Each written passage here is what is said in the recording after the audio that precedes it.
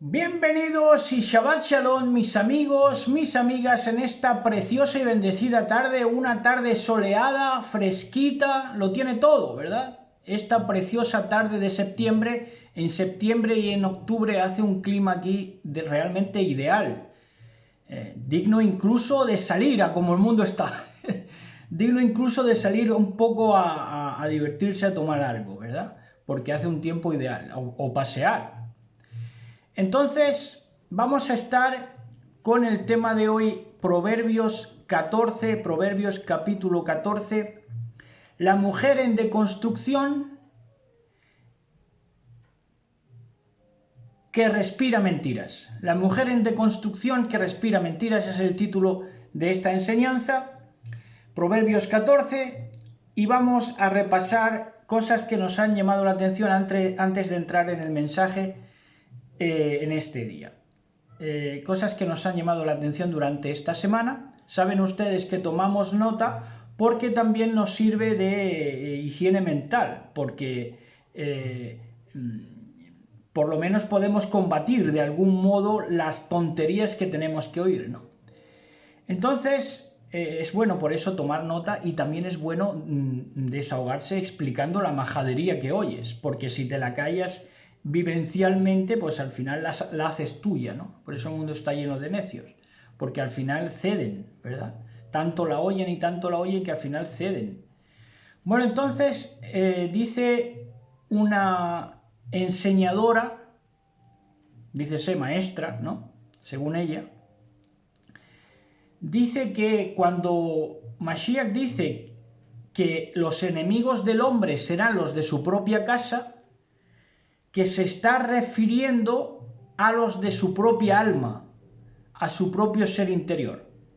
Es decir, los enemigos del hombre serán los de su propia casa, esos de los de su propia casa será su ser interior, su propia alma, según esta predicadora. Claro, entonces no tiene en cuenta todo el contexto, no armoniza las escrituras, no se preocupa por hacer una exégesis correcta, porque como son boca anchas, que dicen cacarean, en vez de cacarean y croan como ranas, pues entonces con las bocas anchas, pues entonces no se preocupan de armonizar las escrituras. Y si el Mashiach mismo dice que ha venido a dividir y que ha venido a que se peleen, vamos, a dividir y a encender una conflictividad entre la suegra y su nuera, entre el padre y el hijo, entre la hija y su madre, ¿o no dice eso el Mashiach? Claro que lo dice. Entonces, esos enemigos del hombre que serán los de su propia casa se refiere a su propia familia. Está claro. Bueno, y vemos un mensaje de otro que hay por ahí que dice que es judío porque se creyó en su momento, como no tenía nada mejor que hacer, pues se creyó que si su apellido acaba en Z, pues ya es judío, porque así se quitaba de convivir con la mala muerte de su país, y entonces se podía equiparar al judaísmo, pero no por otra cosa, no porque el judaísmo tenga Biblia o tenga Torá, sino que es por el judaísmo, porque el judaísmo tiene el dinero, por eso quieren ser judíos, esos de los países pobres, y este pobre se convierte en otra Madonna, ¿verdad? Porque explicamos la semana pasada que Madonna se convirtió en cierto momento al judaísmo, ¿verdad? Y le dio por ahí, le dio por la cábala y todo eso en un momento de su vida, ha pasado por muchas épocas, ya lo saben, y este hombre, este predicador, supuestamente mesiánico, tenía un libro por detrás que se rezaba así en la tapa, rezaba Tobi Ayiu, para ser un judío, para ser un judío. Esa es la Torá que está leyendo, claro está. Esa es la verdadera Torá que ha leído para ponerse a enseñar. Pero para ponerse a enseñar, ¿para qué? ¿Y por qué? Porque cree que el judío es el dueño del mundo y que el judío tiene el dinero y que el dinero es lo mejor que hay. Y entonces, ¿pero por qué creen que el dinero es lo mejor que hay? Porque vienen de ser pobres como ratas. y entonces quieren ser judíos en el estatus adquirido por el dinero, ¿verdad? Ahora, si el estatus te lo da el dinero, el estatus es falso, es falsario totalmente, es un amaño que va a ser derribado pronto, brevemente, en breve, vamos. Tobía Yiu, para ser un judío, esa es la Torá que te están leyendo, que es lo mismo que si lees libros de autoayuda de cómo ser un triunfador. Bueno, pues ya te lo dicen en otro lenguaje, ya te lo dicen de una manera ya apropiándose el judaísmo del capital, ¿verdad? Entonces te dice, Tobi Ayiu, para ser un judío. Tremendo, ¿no? Ahora, hay otro más majadero todavía que dice que cuando dice la Biblia, cuando dice la palabra que sea Elohim veraz y todo hombre mentiroso, él concluye en sus sesos totalmente deslucidos y opacos, dice, claro, ante él soy mentiroso. Y es que tengo que ser mentiroso. ¿Por qué? Porque dice la Biblia que sea Elohim veraz y todo hombre mentiroso. No saben pensar, no saben razonar, y no saben razonar porque son malas personas. Cuando dice sea Elohim veraz y todo hombre mentiroso, es que, llegado al caso de la contradicción de que el hombre diga una cosa y Elohim diga lo contrario, pues siempre el veraz va a ser Elohim. Eso es el sentido del verso. Pero estos majaderos hablan y luego piensan, porque se guían por la inercia de las cosas y creen que encima van a salir ganando. Bueno, entonces yo me quedo con las noticias que me edifican, con noticias que tengo que seleccionar mucho, y muchas de esas noticias son deportivas, que son las más inocuas, las que menos daño hacen. Y entonces me busco la vida para buscar noticias lejos de esa vorágine, que ahora, por cierto, dicen que de la guerra de Ucrania tiene la culpa de que haya hambre en África, todavía. Eso lo achacan a la guerra de Ucrania, imagínense cómo va la cosa. Entonces yo me tengo que buscar la vida para edificarme con noticias, y entonces me he edificado con Carlitos Alcaraz, un tenista español. Ya se creía todo el mundo que ya con Rafael Nadal iba a ser ya insuperable, Rafael Nadal, pero este jovencito, Carlos Alcaraz, en el mundo del tenis ha sido el hombre más joven, el muchacho más joven con 19 años en ganar el Roland Garros, me parece que ha sido. No sé si ha sido el Roland Garros, el premio más importante del tenis. Y entonces, pues es una noticia agradable porque se trata de un español, y nosotros pues celebramos que un español, antes de drogarse, antes de ser un monologuista diciendo pendejadas, pues sea un tenista honrado y trabajador, y ese trabajo le remunere y le produzca pues ese título mundial, ser número uno. Dice yo no me siento número uno, dice, aunque las estadísticas ahí están, ¿verdad? Entonces ya se lo va pensando, ya va situándose él, ¿verdad?, en cuánto vale, ¿no? De primeras, pues la humildad del novato, ¿no?, del neófito, del que está aprendiendo. Pero luego cuando sitúa las cosas, pues dice, las estadísticas están hablando. Si soy número uno es porque me lo he ganado, ¿no? Y también estuvimos viendo en estos días atrás a Colombia, cómo ha emergido en el mundo del baloncesto, ganándole a México, ganándole a Brasil para los clasificatorios del Mundial, y ya en el AmeriCup, en el Campeonato de América de baloncesto, le ganó incluso a Uruguay. Esto prácticamente que no tiene precedentes en el baloncesto colombiano, y lo celebramos porque nosotros, cuando estuvimos allí, los muchachos salían a jugar por la tarde-noche, nosotros ya por la tarde-noche ya nos metíamos en casa y ya dormíamos con las gallinas, pero los jóvenes sí salían allí a jugar, y con algún jovencito tuve ocasión de salir, y les gustaba el baloncesto, tienen afición por el baloncesto y se nota que viven el baloncesto, son muy aficionados también al NBA, y entonces tienen muchas canchas, que es lo más interesante, tienen canchas en todos los barrios. A mí no me costaba salir de nuestra casa, de nuestro piso, y buscar una cancha porque estaban al lado, y la verdad que eran buenas canchas, acementadas, al aire libre, pero eran muy buenas canchas y muchas, una al lado de la otra, eran muchas instalaciones deportivas en torno al baloncesto.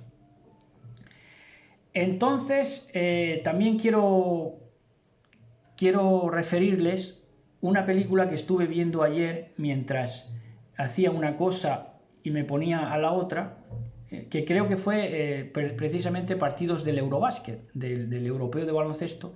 Mientras acabó uno, que empezó a las 5:15, y empezó otro, que empezaba a las 8:30, me vi un poco de película protagonizada por Julia Roberts y Tom Hanks, que se llamaba Larry Crowne, Volver a empezar o Nunca es tarde. Nunca es tarde. Larry Crowne, Nunca es tarde. Que Larry Crowne era Tom Hanks, que se ponía a estudiar en la escuela de adultos, ya entradito en años, y había sido marine. Bueno, pues entonces la película, en lo que yo vi el fragmento, era que se ponía Tom Hanks allí a la clase de Julia Roberts. Julia Roberts era la profesora, y entonces Tom Hanks inspiraba al enamoramiento de Julia Roberts. ¿Cómo? Pues hablando de las bondades de hacerse marine, porque él había sido marine de cocinero y había viajado por todo el mundo, y entonces promocionaba delante de los jovencitos, los alumnos jóvenes, promocionaba el hacerse marine. Y entonces, como estaba promocionando el hacerse marine, ¿verdad?, se ganaba el corazón de Julia Roberts, nada menos. Y todos los demás que no promocionamos la guerra, ni el amor por la guerra, ni el arte de la guerra, pues tenemos que soñar con Julia Roberts en nuestra adolescencia, pero el que se la lleva es Tom Hanks, que es el baby boom. Entonces, todo es un amaño, y los que se llevaban el premio pues eran los perros de la guerra, los que estaban a favor de la guerra y los que le inculcaban a las mujeres, engañándolas por completo, engañando la feminidad de las mujeres, enseñando que era un mal necesario la guerra, ¿verdad?, el hacerse marine, la nación, lo nacionalista, el America First, el América primero, tu país primero, por ende la preferencia de tu país sobre otras nacionalidades, por ende también te lleva un poco de racismo, en fin, todos esos vicios, ¿verdad?, del capitalismo baby boom reflejado en esa película y en esa generación. Ya digo, Julia Roberts supuestamente se enamora, ¿verdad?, ella que es toda femenina y toda sonrisa, pero se enamora del que está a favor de derramar sangre y de hacerse marine, ¿verdad? Qué bonito, qué películas románticas. Es una película romántica, señores. Bueno, y entonces ya por último, pues resulta que se están derritiendo los glaciares, supuestamente, los glaciares de los polos, y pese a que se están derritiendo los glaciares, supuestamente, que da miedo, que es una de las noticias que te echan recurrentemente en el verano, se derriten los glaciares, los ves caer, ¡buh! Se derrite un glaciar y otro glaciar, pero hay menos agua. ¿Y cómo es eso? ¿Cómo puede ser? No, es que estamos en sequía porque no está lloviendo. Bueno, ¿y los glaciares que se están derritiendo? Oiga, ¿cómo puede ser que se derriten los glaciares pero hay menos agua? Son las noticias de hoy, señores. Proverbios capítulo 14. La mujer en deconstrucción que respira mentiras. Proverbios 14, leyendo en mucha reverencia en este Shabbat, Beshem, en el nombre de Yahshua HaMashiach. Dice así: la mujer sabia edifica su hogar, pero la necia con sus propias manos lo destruye. Hay muchas maneras de cargarte un hogar, tratándote o tratándose de una mujer. Una de ellas es no ponerle freno a la testosterona del marido cuando el marido quiere imponerse sobremanera a la propia mujer y a los hijos, imponerse de una manera testosterónica, de una manera de toro, ¿verdad?, de torillo, y si no le pone rienda a eso, pues va a destruir su hogar cuando hay un maltrato y no le pone freno. Hay muchas maneras de que la mujer, por su necedad, derribe su propio hogar. Por ejemplo, también, pues, ¿qué podemos decir? No valorando el conocimiento, no valorando lo que es el estudio, minusvalorando el estudio y premiando la competencia y la fanfarronería con la que se ha criado viendo películas. En fin, hay muchas maneras en las que una mujer necia puede destruir su casa. Ahora, la mujer sabia edifica su hogar, y ese edificar de una mujer sabia tiene que ver con que es capaz de solucionar conflictos y llevarlos a un ámbito donde la ternura y la compasión y la comprensión reinen en el hogar, ¿verdad? Los que siguen el buen camino temen al Señor, los que van por mal camino lo desprecian. Entonces, si tú vas por buen camino es señal, si tú vas por buen camino, dícese en salud, en alimentación, en comportamiento, en conducta, en relacionarte con los demás, en ser agradable, apacible, simpático. Si tú vas por buen camino es porque temes, respetas al Señor, pero si vas por mal camino, que es todo lo contrario, enfermedad en todos los sentidos, toxicidad, enfermedad, carencia, no expresar tus sentimientos, entonces es que estás despreciando, ¿verdad? ¿Qué estás despreciando? Al Señor. Estás despreciando al Señor. Estás despreciando a Yahweh bendito. Entonces dice, las palabras arrogantes del necio se convierten en una vara que los golpea, pero las palabras de los sabios los protegen. Las palabras de los sabios, que los sabios hablan, pues hacen protección sobre nosotros, porque son palabras sabias, ponderadas, reflexionadas. Pero los arrogantes se precipitan con la arrogancia y entonces dicen exabruptos, salidas de tono. Yo les puedo referir, por ejemplo, cuando Obama hablaba mal de la Torá, ¿verdad? Que veía una tontería la Torá porque impedía comer mariscos, ¿verdad? Esto lo veía él una tontería, ¿verdad? Pero fíjense luego cómo degenera todo, cómo degeneró y fue una decepción incluso para el pueblo negro en Estados Unidos. Y me acuerdo, por ejemplo, de un comentarista, periodista de baloncesto, que dijo en cerca de 1992 que al Dream Team de Barcelona 92, los mejores jugadores de la historia de la NBA, nadie le iba a regalar nada. Se pasó. El nacionalismo catalán, porque era un catalanazo, y con los Juegos de Barcelona y todo eso se vino arriba y entonces ya dijo esa majadería que salen las palabras arrogantes salen de los arrogantes. Entonces dice, sin bueyes un establo se mantiene limpio, pero se necesita un buey fuerte para una gran cosecha. Aquí establece prioridades. ¿Qué te importa más?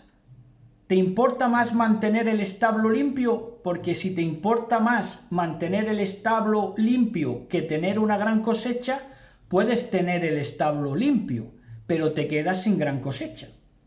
Entonces aquí habla de prioridades, ¿verdad? Es mejor pues obtener una gran cosecha que mantener el establo limpio. ¿Por qué? Porque se necesita un buey fuerte.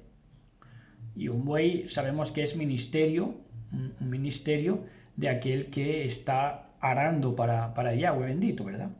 Es un ministerio profético.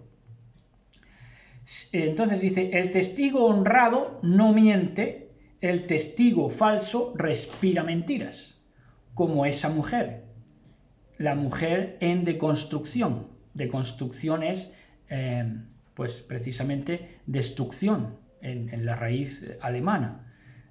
Deconstrucción es destrucción. Tienen por rey sobre ellos Abadón, el destructor, o el deconstructor. Lo que pasa es que incluyen en la palabra deconstrucción la palabra construcción para que asemeje que están haciendo lo contrario a lo que en verdad están haciendo, ¿verdad? Que implique también un poco de construir, ¿verdad? Pero construir para derribar, ¿verdad? Están a la par que están derribando, quieren construir, pero no se puede, o haces una cosa o haces otra, ¿verdad? Entonces ellos se mueven en esa doblez, en esa ambigüedad que es propio de la serpiente, propio de los reptiles, y dice que respira mentiras. Esa mujer de la deconstrucción es deconstructora porque respira mentiras, y entonces por eso enseña ambigüedades y medias verdades. El burlón busca la sabiduría y nunca la encuentra, pero para el entendido el conocimiento es cosa fácil. El conocimiento para los entendidos es cosa fácil porque saben a lo que agarrarse, es decir, saben extraer lo importante de los discursos, pero no así el burlón. ¿Y por qué el burlón? ¿Por qué el burlón busca la sabiduría y nunca la encuentra? Porque el burlón trata de examinar cosas que pertenecen al ámbito de la intimidad del ser interior, lo quiere hacer comunal, lo quiere hacer gregario. Y entonces, por ejemplo, muchos de esos necios que buscan la sabiduría y nunca la han encontrado, de esos burlones, han sido burlones porque han visto cosas que eran para meditar en grupo. Y como las han visto en grupo, en lugar de apercibirse y modificar conductas o atenerse a verdades, lo que han hecho es burlarse, ¿verdad? Cuando una cosa ha sido seria, si la ves en grupo, lo que haces es burlarte. Y por eso son burlones que al final buscan la sabiduría, pero nunca la encuentran. Dice, no te acerques a los necios porque no encontrarás conocimiento en sus labios. Si te juntas con los necios y empiezas a escuchar de sus labios, pues al final te vas a empapar de cosas que no son conocimiento, que son estupideces, y eso al final te puede llegar al alma, a tu ser interior, y eso es para darle de lado. Los prudentes saben a dónde van, en cambio los necios se engañan a sí mismos. Aquí vemos que el prudente sale con una dirección, con una guía, sabe a dónde va, aunque sea salir a pasear para hacer deporte, pero sabe a lo que va, ¿verdad? Sin embargo, los necios se engañan a sí mismos y no tienen rumbo en la vida, principalmente porque se engañan a sí mismos. Como se engañan a sí mismos, se encuentran sin rumbo, madrugan para no hacer nada. Y no solamente para no hacer nada, sino para vagar no sabiendo dónde dirigirse, ¿verdad? Los necios se burlan de la culpa, ¿verdad? Decía Freud, el psiquiatra, el padre de la psiquiatría, que el arrepentimiento era un penoso sentimiento de culpa. Y es que los necios se burlan de la culpa, ¿verdad? Pero los justos la reconocen, la culpa, si la tienen ellos, si el justo tiene la culpa, la reconoce y busca la reconciliación. Eso es lo que pasa. Por eso, con la reconciliación hay paz en el corazón, y sin embargo la gente necia que se burla de la culpa no encuentra paz en su corazón. Y ahora vamos a ver los beneficios de la paz en el corazón seguidamente. Dice, cada corazón conoce su propia amargura y nadie más puede compartir totalmente su alegría. Esto es un verso difícil de entender, pero precioso también de entender. A mí me gustaría preguntarles en directo en una clase, ¿verdad?, o someterles a examen para que me explicaran este verso, porque así se desarrollarían el ser interior, que es de lo que se trata, y adquiriríamos todos mayor peso de gloria. Dice, cada corazón conoce su propia amargura y nadie más puede compartir totalmente su alegría. Es decir, que cuando el corazón conoce su propia amargura, su propia amargura y la hace suya, lo que hace es que cuando quiera compartir con otro, ya esa amargura le va a impedir, dice, y nadie más puede compartir totalmente su alegría. Es decir, ya vas a estar alegre con otra persona, pero no va a ser una alegría en totalidad, sino que vas a estar menoscabado por esa propia amargura que ha conocido tu corazón. Por eso es tan importante, y esto no lo explican los que dicen no dejes crecer raíces de amargura. Bueno, pues esas raíces de amargura tienen que dar el motivo de por qué se tienen que quitar. Las raíces de amargura te impiden que tú compartas totalmente tu alegría con nadie. Por eso hay que quitar y arrancar las raíces de amargura. Pero si no dan la razón ni los porqués, pues es más difícil que la gente se convenzca primero y que luego se convierta.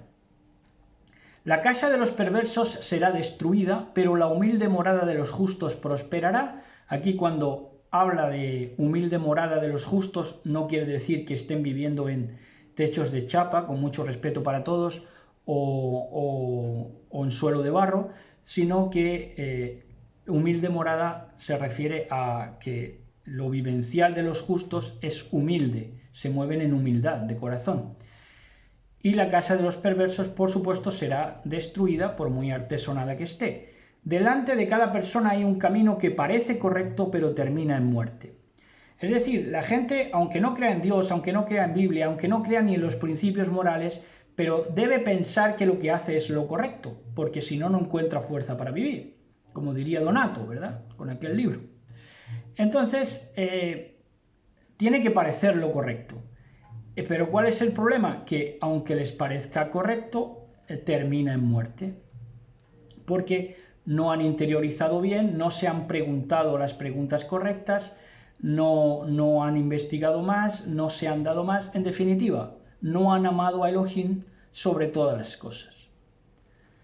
La risa puede ocultar un corazón afligido, pero cuando la risa termina, el dolor permanece. Hay risas totalmente amargas, ¿verdad? A mí me ha tocado verlo en amigos que han reído mucho, pero todas sus sonrisas eran amargas, tremendamente, ¿no? Cuando la sonrisa tiene que ser dulce para invitar a que la otra persona también comparta esa dulzura. Los descarriados reciben su merecido, la gente buena recibe su recompensa. La gente buena recibe su recompensa más tarde, más temprano, ya aquí en esta vida. Eso lo creemos porque creemos que Elohim lo controla todo y eso tiene que ser así. Ahora, respecto al primer verso, dice: los descarriados reciben su merecido, que nadie se equivoque, porque un descarriado no es el que se sale de una congregación. Ojo, el descarriado no es el que se sale de una multitud, de una congregación o de una iglesia. El descarriado es el que se sale de un camino recto, de un camino justo. Solo los simplones creen todo lo que se les dice. Los prudentes examinan cuidadosamente sus pasos. Esto es otra joya, porque los prudentes examinan cuidadosamente sus pasos, y cuanto más, si examinan cuidadosamente sus pasos, ¿cómo no van a examinar lo que oyen? Más todavía. Si son sus pasos y lo examinan, más examinan aquello que oyen en el exterior. Sin embargo, los simplones creen en todo lo que se les dice. Por eso se creen a pies juntillas todo lo que salen por las noticias, y a todo aquel que tiene bata blanca o tiene barbas piojosas, canosas, o tiene cualquier cosa que ellos la noten como estatus, ¿verdad? Los sabios son precavidos y evitan el peligro. Los necios, confiados en sí mismos, se precipitan con imprudencia. Entonces siempre hay que ser precavido, evitar el peligro, evitar el conflicto, las palabras hirientes. Si vas a herir, a lacerar a alguien terriblemente, abstente, cállatelo, toma otro camino y háblalo privadamente, pero no se lo digas a él porque te puede poner en peligro de muerte. Pero si confías en ti mismo, en tus propias fuerzas, en tu propia maña, en lo mundano que eres, en lo enterado que estás de lo mundano, pues eso te puede conducir a una trampa y precipitarte con imprudencia, ¿verdad? Si te la das de listillo, que te las sabes todas, pues te pueden pasar muy malas cosas. Los que se enojan fácilmente cometen locuras, y los que maquinan maldad son odiados. Entonces, enojarte fácilmente te puede llevar a cometer locuras, porque el enojo, la ira, ¿verdad?, pues lleva a eso. Pero peores son los que maquinan maldad. Los que maquinan maldad son odiados. Ahora, ya en maquinar maldad, por eso son odiados, ya no interviene un enojo de fuguilla, ¿verdad?, de algo que te sale espontáneo, sino que ya has maquinado, y quien maquina maldad es odiado, no solamente por los hombres, sino por Elohim, que duda cabe. Entonces dice: los simplones están vestidos de necedad, pero los prudentes son coronados de conocimiento. ¿Cómo están vestidos los simplones? Se visten de necedad, es decir, no buscan el conocimiento. Ellos se visten, su ropa de gala de los simplones, de los simplones. La simpleza no tiene nada que ver con la sencillez, eso lo repetimos. Ser simple es creértelo todo, ¿verdad? Como hemos leído antes, que se lo creen todo, todas las noticias, todo aquel que tiene estatus, todo aquel que le dan contabilidad, ¿verdad? Entonces, vamos, que cuenta para el sistema, ya se lo creen todo. Entonces dice, ¿de qué se visten? De necedad. Pero los prudentes son coronados de conocimiento. Es una corona el conocimiento para los prudentes. Una corona bella de conocimiento. Los malvados se inclinarán ante los buenos. Esto es profético y se tiene que cumplir. Los malvados se inclinarán ante los buenos. Esto está muy pronto a pasar porque al final el estatus social, la subida, el ascenso, la apoteosis se da cuando estamos profetizando una cosa y se está cumpliendo. Es decir, el ascenso social se da cuando alguien dice algo y se cumple. Según si se cumple lo que dices, si aparece, entonces es cuando se asciende socialmente. Eso hay palabras más técnicas, pero básicamente es así. Entonces dice, a los pobres, dice, los malvados se inclinarán ante los buenos, los perversos harán reverencia a las puertas de los justos. Reverencia es así, a las puertas de los justos. A los pobres hasta sus vecinos los desprecian. A los pobres no de dinero, sino a los pobres de estatus, ¿verdad? Aquellos que no estamos en la generación que ha sido mejor que ha tenido más medios que sus padres y más medios que sus hijos, más capital también que sus hijos. Entonces, a estos pobres hasta los vecinos nos desprecian, ¿verdad? ¿Por qué? Por envidia más que nada. No es envidia de lo que tienes, es envidia de lo que eres. Y mientras que a los ricos, a los que sí tienen esa riqueza en sentido de estatus adquirido ya por adscripción, no por logro, a los ricos les sobran los amigos, entre comillas. Luego no son amigos y luego son caminos que llevan a muerte, engañados a sí mismos, ¿verdad? Denigrar al prójimo es pecado, benditos los que ayudan a los pobres. Aquí te está contando un misterio profético, que es que por eso dice que denigrar al prójimo es pecado, porque el prójimo es aquel que te pide ayuda. Ese es el prójimo. Denigrar al prójimo es pecado. Benditos los que ayudan a los pobres. Por eso te dice en el segundo verso, benditos los que ayudan a los pobres, porque el prójimo es quien necesita ayuda. Ahora, hay varias maneras de denigrar al prójimo y cometer pecado, que es y no ser bendito por ayudar a los pobres, sino que entras en denigrarlo, denigrar al prójimo. ¿Cómo lo denigras? Decir siempre está igual, decir a espaldas del prójimo siempre está igual, es un pedigüeño, voy a ver si ayudo a este hombre para darte más importancia, ¿verdad? Y entonces eso es denigrarlo, o decir no echa ojos de luz, o decir nunca prospera. Eso es denigrar al prójimo, porque eso es hacerlo de menos, cuando el prójimo te está pidiendo precisamente ayuda. Eso es denigrar al prójimo.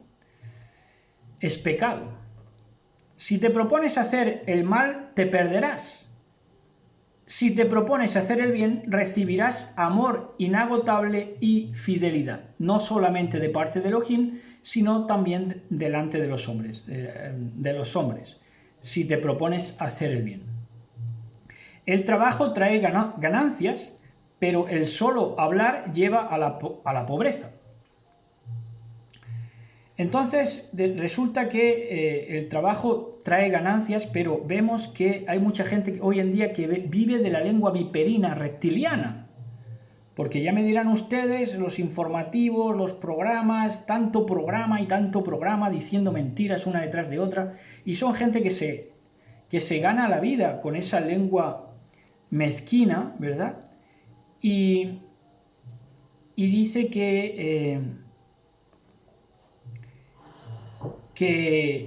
pero al final llevará a la pobreza.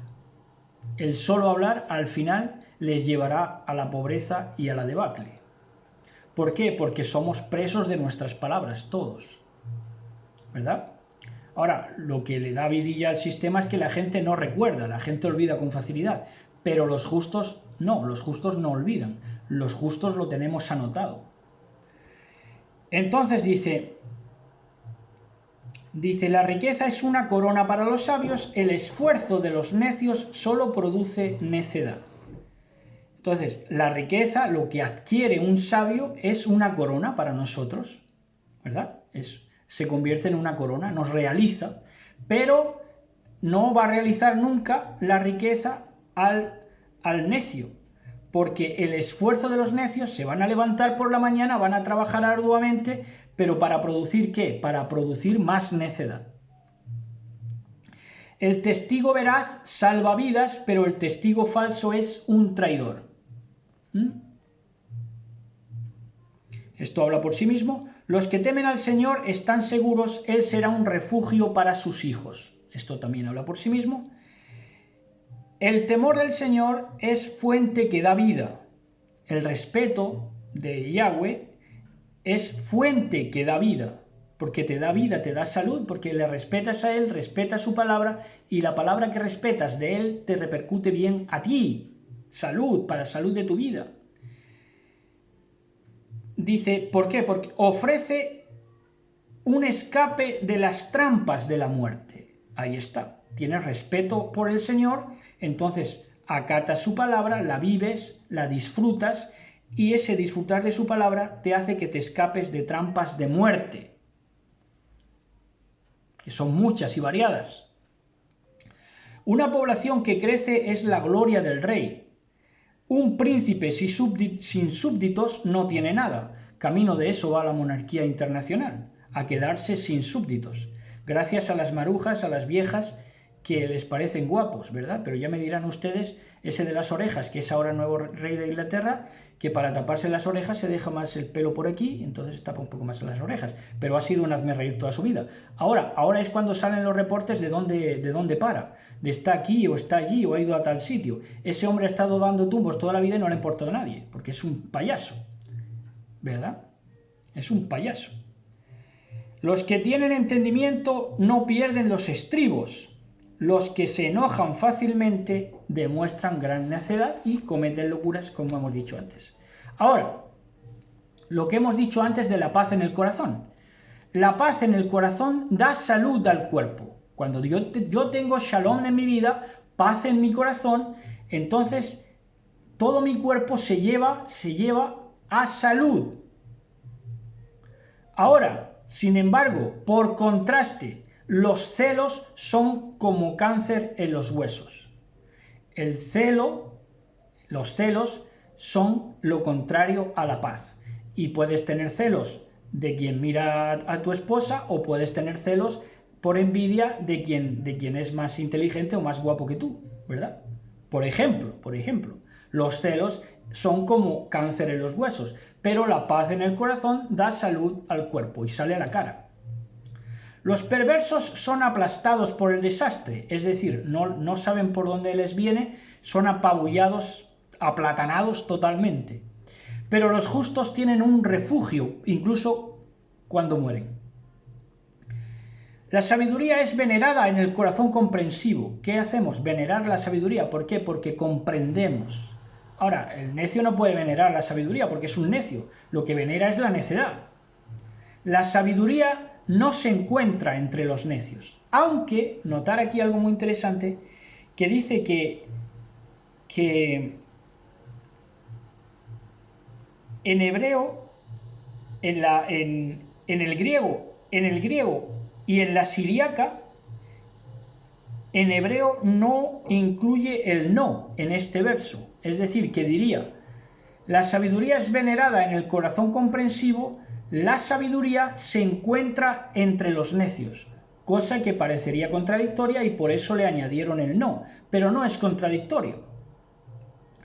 Porque la sabiduría, como es venerada en el corazón comprensivo, entonces como somos comprensivos, y esa comprensividad o comprensión implica empatía, entonces encontramos que la sabiduría se encuentra entre los necios.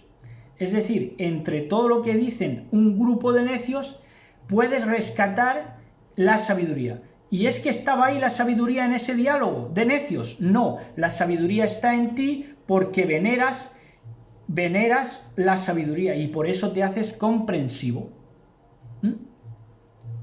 La justicia engrandece a la nación, esto es así, pero el pecado es la deshonra de cualquier pueblo, y así ha sido siempre. Esto pueden haber leyes que atentan contra la Biblia, menos morales, más éticas, menos éticas, pero siempre la justicia va a engrandecer la nación y el pecado va a deshonrar a cualquier pueblo. El rey se alegra de los siervos sabios, de los que demuestran inteligencia. El rey se va a alegrar siempre. El rey, en este caso, por ejemplo, podemos poner el mejor ejemplo, que es el Mashiach. El rey se va a alegrar con los siervos sabios, con los siervos inteligentes, no con aquellos que, como dijimos en la enseñanza anterior, obedecen sin entender. Pero el pecado, eso ya lo hemos leído en el verso anterior, pero se enoja con aquellos que lo avergüenzan. El rey, esto que dicen, no nos ha puesto Dios para ira, pero se va a enojar contigo si lo avergüenzas. ¿Y cómo lo avergüenzas? No alegrándolo, con la sabiduría, siendo un siervo sabio, sensato, razonable. Si no actúas razonablemente, si no actúas con sabiduría, vas a enojar y a traer la ira del rey sobre ti porque lo vas a avergonzar, ¿verdad? Y entonces, pues hasta aquí esta enseñanza que tanto bien nos hace.